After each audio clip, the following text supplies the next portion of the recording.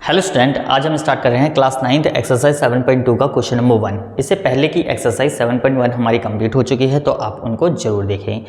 तो question number 1 start करते हैं। In an isosceles triangle ABC with AB is equal to AC, the bisectors of angle B and angle C intersect each other at O, join A to O, show that first part देखा OB is equal to OC, second part देखा AO bisects angle A।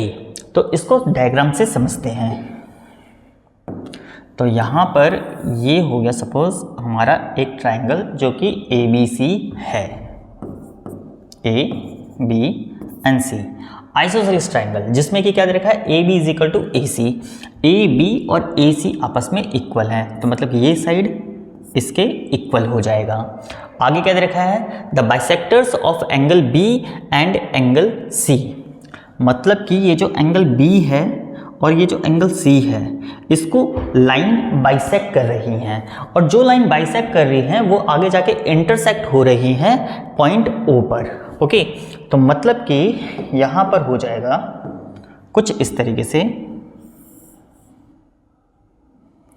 यहाँ से इधर और इधर से ये, और ये जहाँ पर आपस में मिल रहे हैं वो पॉइंट हो गया O। ओके, अब यहाँ पर OB और OB जो है वो एंगल B को हाफ कट कर रही है, मतलब कि जितना इधर उतना ही इधर, और जितना OC जो है वो एंगल C को हाफ कट कर रही है, मतलब कि जितना इधर उतना ही इधर। ओके, तो ये चीज़ हो गई। अब नेक्स्ट हमें क्या दे रखा है, जॉइन A to O, मतलब कि अब A को जॉइन करना है O से, कुछ इस तरीके से। अब दे रखा है हमें शो दैट, फर्स्ट क्या दे रखा है OB इक्वल टू OC, तो हमें क्या प्रूव करके दिखाना है, OB और OC को आपस में इक्वल प्रूव करना है। और सेकंड पार्ट में क्या रखा है, AO बाइसेक्ट्स एंगल A, मतलब कि यहाँ पर जो AO है वो एंगल A को हाफ कट कर रही है, मतलब कि ये जो है इसके इक्वल हो जाएगा। ओके, तो अब इसका सॉल्यूशन देखते हैं। सॉल्यूशन में इन ट्रायंगल ABC हमें क्या गिवन है, AB is equal to AC, जो कि गिवन है। अब यहां पर क्या होता है, अगर यहां पर AB और AC इक्वल है तो इसके जो अपोजिट एंगल हैं वो भी आपस में क्या होंगे, इक्वल होंगे, मतलब कि angle ABC is equal to angle ACB। और रीजन क्या लिखेंगे यहां पर, angle opposite to equal sides are equal। Okay, ये चीज हो जाएगा। अब यहां पर ये जो एंगल आ रहा है, मतलब कि ABC और ACB, इसमें OB और OC ये क्या कर रही है, इसको बाइसेक्ट कर रही है। ओके, तो मतलब कि इसको अगर देखा जाए तो हमें हाफ की ज़रूरत है, मतलब कि यहाँ से ये जो एंगल है ये, और इधर से ये जो एंगल है ये, इसकी ज़रूरत है। तो ये हाफ कैसे होगा, तो हाफ करने के लिए हम क्या करेंगे, डिवाइड कर देंगे, कितने से, 2 से। तो यहाँ पर dividing by 2 in both side, तो यहाँ क्या हो जाएगा, 1/2 of angle ABC is equal to 1/2 of angle ACB। और रीज़न क्या लिखेंगे, जो कि हमें दे रखा है OB OC, एंगल B और एंगल C को बाइसेक्ट करें, मतलब कि OB and OC are bisect of angle ABC and angle ACB।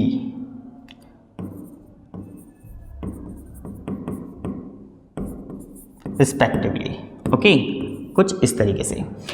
अब यहां पर जो एंगल आएगा वो कौन सा एंगल आएगा, OBC, angle O B C is equal to हो जाएगा ओ सी बी के।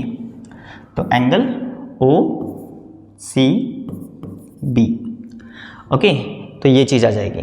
अब यहाँ पर देखा जाए तो ट्राइंगल ओ बी सी में यहाँ पर क्या है, ये एंगल इसके इक्वल हमने देख लिया, ठीक है। अब ये एंगल इसके इक्वल है तो यहाँ पर इसकी अपोजिट साइड मतलब कि OC और इसके अपोजिट साइड OB ये भी आपस में क्या होंगे, इक्वल होंगे। तो मतलब कि यहाँ पर OB is equal to OC हो जाएगा। और यहाँ पर रीजन क्या आ जाएगा, sides opposite to equal angles of a triangle are equal, okay. और इसको हम इक्वेशन 1 से रिप्रेजेंट कर देंगे, ओके। तो हमारा यहाँ पर फर्स्ट पार्ट भी कंप्लीट हो गया, ये हमारा फर्स्ट पार्ट।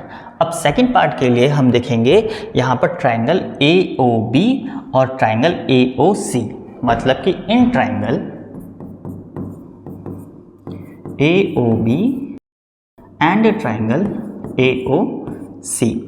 तो पहला हम देखते हैं यहाँ पर ट्राइंगल कौन कौन सा, AOB और AOC में OB और OC हमने अभी देखा ये आपस में इक्वल हैं, तो OB इक्वल टू OC यहाँ पर लिखेंगे फ्रॉम इक्वेशन 1, ये हो जाएगा। नेक्स्ट क्या है, AB और AC ये ऑलरेडी पहले से ही इक्वल हैं जो कि हमें गिवन थी, मतलब कि AB is equal to AC, ये गिवन हो गई।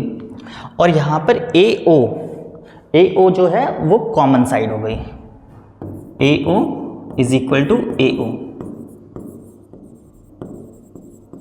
ये कॉमन हो गया। तो हम कह सकते हैं triangle AOB is congruent of triangle AOC, और रीजन क्या हो जाएगा, बाय साइड साइड साइड, ये हो जाएगा, ओके। तो मतलब कि यहाँ पर ये ट्राइंगल और ये ट्राइंगल आपस में इक्वल हो गया, तो यहाँ का इसके कॉरस्पॉन्डिंग जो एंगल्स हैं वो भी आपस में क्या होंगे, इक्वल होंगे। मतलब कि यहाँ पर BAO is equal to angle CAO, angle CAO, और रीजन क्या लिख देंगे, बाय CPCT, ओके।